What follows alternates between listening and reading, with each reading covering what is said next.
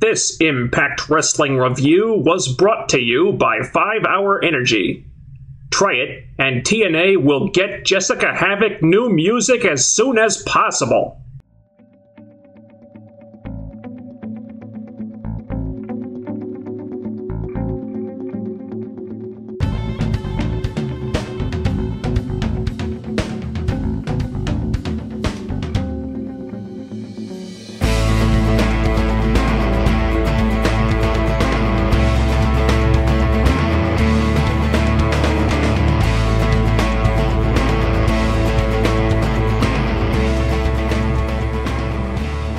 These last few videos have been kind of difficult for me to make.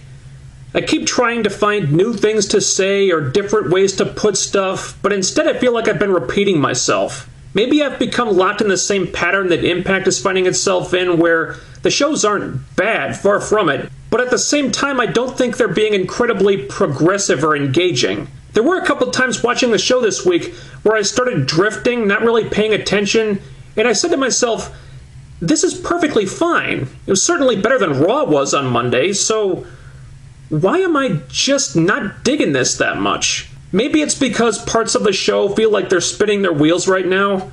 I don't know where a lot of these storylines are headed, or if they're headed anywhere, and I feel like I should. Bound for Glory is not far off. It's less than 2 months away now, and I have no clue what the plan is. There are a couple matches that seem likely, but in a lot of cases, I'm scratching my head wondering what exactly we're building toward here. Like this main event, for example.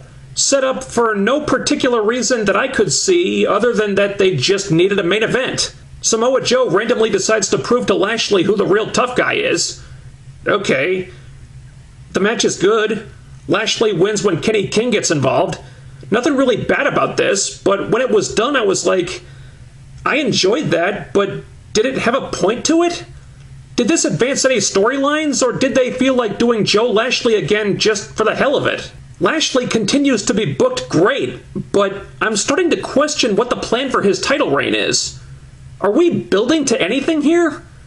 I thought it was Lashley Bobby Roode, but apparently that's going to happen on Impact.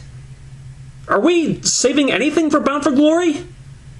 I'm confused. Then there's this Samuel Shaw Gunner angle. What is happening here?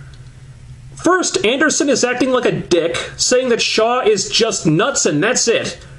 And they portray him as the heel for acting this way, at least I think that's what they were doing. And then that just stops for some reason, and suddenly Anderson's a babyface again, and now Shaw is becoming obsessed with Gunner, I guess? And it looks like Brittany is going to get involved in this too somehow, and where on earth is all this going? Are they going to do Shaw versus Gunner at some point because Shaw is just too crazy to be rehabilitated? They seem to want us to get behind Shaw for a while, and now they don't? Maybe? I have no idea what I'm supposed to be feeling here. And without at least some idea, I really cannot get into this angle. Oh, you were not aware of this? We have an X Division #1 contenders match with the same guys we saw in the 6-man tag last week, making that match feel kind of inconsequential. Couldn't we have just done this last week instead? It's a fun match as per usual. Homicide wins, I guess because they're in New York. Okay, Joe Homicide will be a good match, but will there be anything else to it than that? I confess I found the post-match stuff with Storm and Sonata carrying Manic out of there way more interesting than this. Alright, see, here's a storyline for an X Division guy who could use one. Manic has been directionless for almost a year now, but you put him with Storm and you give him some kind of rebirth, as Storm puts it. Now I'm intrigued. Now I care what happens to Manic. And I care what happens in this storyline. I think it's one of the more compelling things they're doing right now. I like Aries being involved with that too. I don't know if Tajiri is really necessary, but if they insist on pimping out ECW guys to pander to New York, I'll take Tajiri before Tommy Dreamer, I suppose. Yes! So the bromance got matched up on Tinder with the beautiful people, huh? Jesus Christ. Velvet, Angelina, I can't believe I'm saying this, but you can do better. And I shouldn't even have to say it. What kind of sense does this make? Snobby, stuck-up characters like the beautiful people would not be caught dead with these ass clowns. If they're just manipulating them or using them to get pampered or something, then maybe? I don't fucking know, but alright, you know what? Screw it. I don't like this. But if it keeps the beautiful people out of the Knockouts title picture and out of the Knockout division in general for that matter, then I'll live with it. Haha! Well, after weeks of dragging this out, we finally got Gale Terran 3, and I can't help but feel a little bit underwhelmed. This felt like both a step up and a step down at the same time. I'm a big proponent of striking while the iron's hot, and unfortunately, this particular iron had cooled down considerably because they insisted on delaying this match for ages. I would have waited. I would have pushed Terran's return back for a while if I'd known they were going to do this. Put her on the house show circuit, let her work the rust off, have Gale finish the beautiful people feud, then bring Terran back and do the match while people are hyped for it. Instead, Terran shows up, and they just delayed it and delayed it for no damn reason when it had already been delayed for a year. It just felt like they waited too long and kind of missed their window on this one. You people are fools! And then there's how TNA presented it. They went from a last woman standing match on a big pay-per-view to a big ladder match with a lot of build-up to a regular match on a regular Impact right after the opening segment where the placement meant nothing, with about half as much time as it should have had. And yes, it was terrific while it lasted. The neckbreaker on the steel steps, holy shit. But compared to the first two matches, this felt unfortunately lackluster. And instead of putting an exclamation point at the end of the Gale Terran series, this seemed more like just a big setup for Jessica Havok to come out, which really did Gale and Terran a disservice in my opinion. Now on the plus side, Havok's debut was great. They could have done something more with her entrance, and her music is terrible, but I thought this was done very well. She destroyed both of them, put herself on the map immediately. This is just what the Knockout division needed. A strong, credible new heel that can be put in the top mix right off the bat. She's got a good presence. I like her look. She looks and acts completely different from all the other Knockouts, which is a big plus.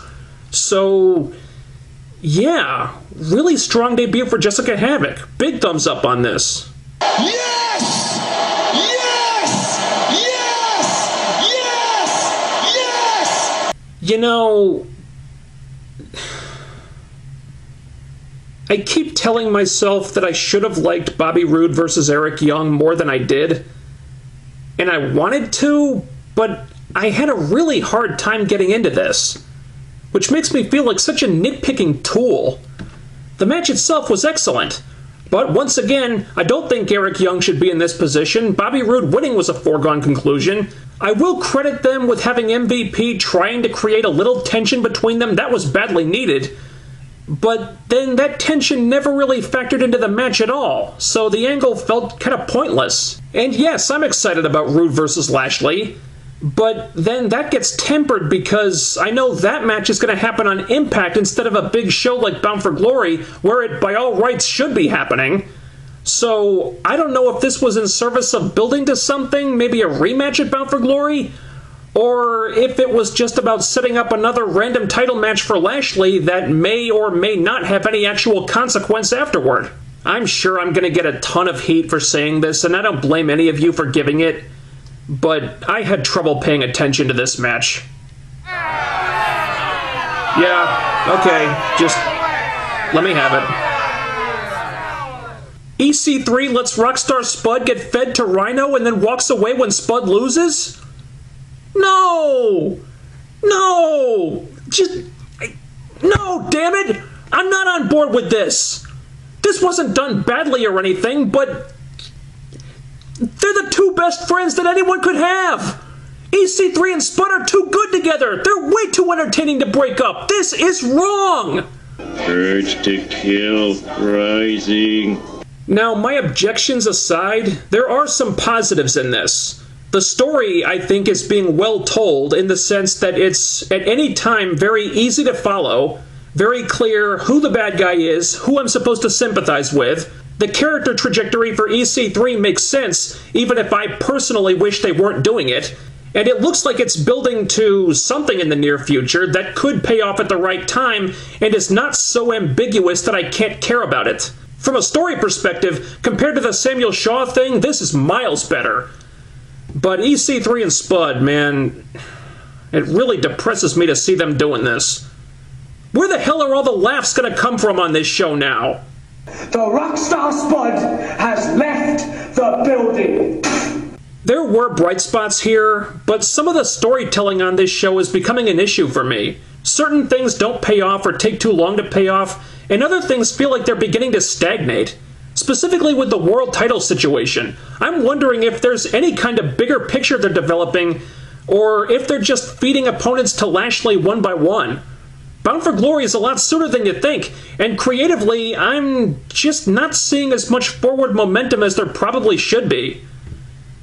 Maybe this is all in my head, but I'm feeling a little frustrated right now. I don't know what else to say. See you next time, I guess.